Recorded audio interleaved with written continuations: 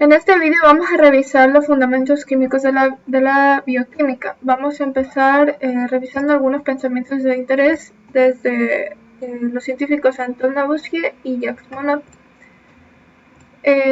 Antoine Lavoisier, considerado como el padre de la química moderna, a finales del siglo XVIII observó la relativa simplicidad de la química del mundo mineral en contraste a la complejidad de los mundos animal y vegetal. En aquella época se sabía que estos últimos estaban formados por compuestos ricos en carbono, oxígeno, nitrógeno y fósforo, y además esta vez fue entonces en la que los químicos llegaron a la conclusión de que la composición de la materia química de la materia viva era totalmente diferente a la materia inanimada. Por otro lado, Jacques Monod, un bioquímico francés, dijo: "Lo que es cierto para E. coli es cierto para un elefante". Esta frase hace referencia a la noción actual de que todos los organismos vivos comparten un origen evolutivo común, que se basa en la universalidad de intermediarios y transformaciones químicas, frecuentemente denominada unidad bioquímica. La mayoría de la materia viva, la mayoría de los elementos de la materia viva son conformados por hidrógeno, oxígeno, nitrógeno y carbono, los cuales constituyen el 99% de la masa de la mayoría de las células. Estos elementos ligeros son capaces de formar 1, 2, 3 y 4 enlaces covalentes. De forma general, se puede decir que los enlaces que forman estos elementos son más fuertes que a diferencia del resto de elementos. Uno de los elementos que más destacamos es el carbono, el cual presenta las siguientes características. Tiene una estructura tetraédrica, tiene la capacidad de formar enlaces simples, dobles y triples.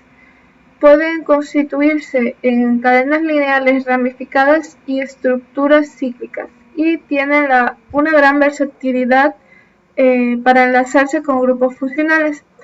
Hace falta señalar que la composición y disposición de los grupos funcionales aportan las distintas propiedades de las moléculas orgánicas.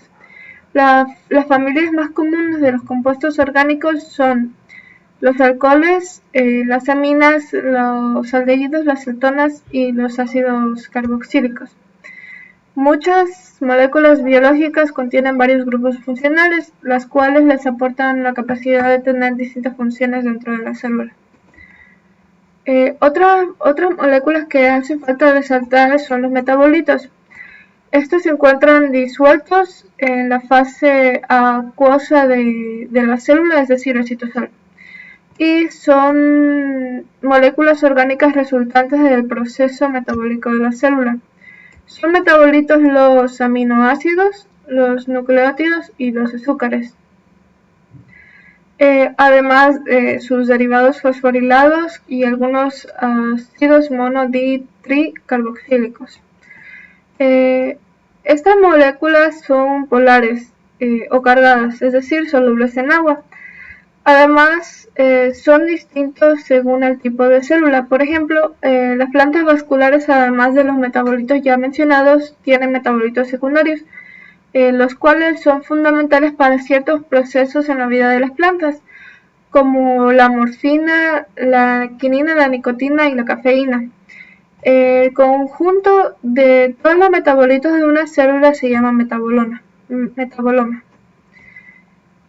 Otras moléculas biológicas que podemos encontrar dentro de las células son las macromoléculas, las cuales constituyen principalmente polímeros de masa molecular superior a 5000, constituidos por precursores simples como las proteínas, los ácidos nucleicos y los polisacáridos. Hace falta recordar que las proteínas son polímeros de aminoácidos que tienen capacidades catalíticas, es decir, pueden actuar como enzimas, además de que también son elementos estructurales, receptores de señales y transportadores. El conjunto de todas las proteínas de una célula se llama proteoma.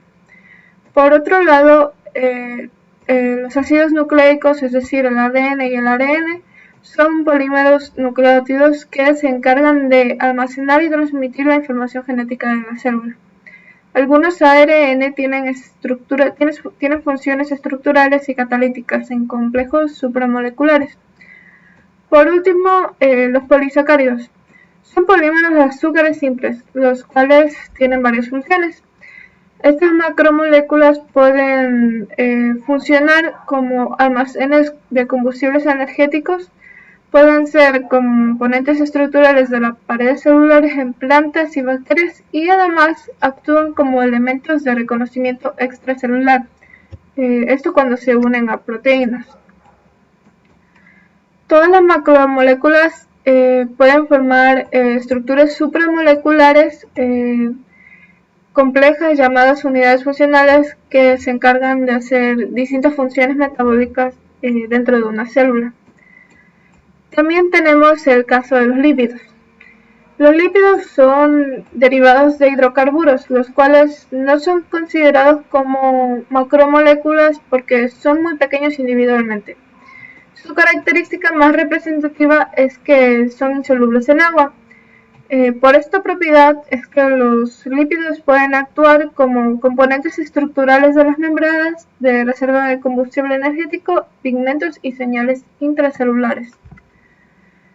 De forma general, se puede decir que las proteínas y los ácidos nucleicos son considerados como macromoléculas informativas, debido a que sus secuencias a base de subunidades son ricas en información. La estructura tridimensional, la cual determina las propiedades de las moléculas, se describe en términos de configuración y conformación, siendo configuración el ordenamiento espacial resultante de la presencia de enlaces dobles y centroesquirales. Cuando una molécula tiene enlaces dobles, no existe libertad de rotación entre ellos, mientras que los enlaces quirales se caracterizan por una disposición de los grupos funcionales en una orientación específica. Por otro lado, la conformación es la disposición espacial de los grupos sustituyentes que tienen libertad para adoptar diferentes posiciones en el espacio. Esto gracias a su capacidad de rotación. Por último, las interacciones entre las biomoléculas son determinadas según la estructura tridimensional, dada por la configuración y la conformación de la biomolécula, en la que este encaje está dado por la estereoespecificidad entre moléculas. Gracias.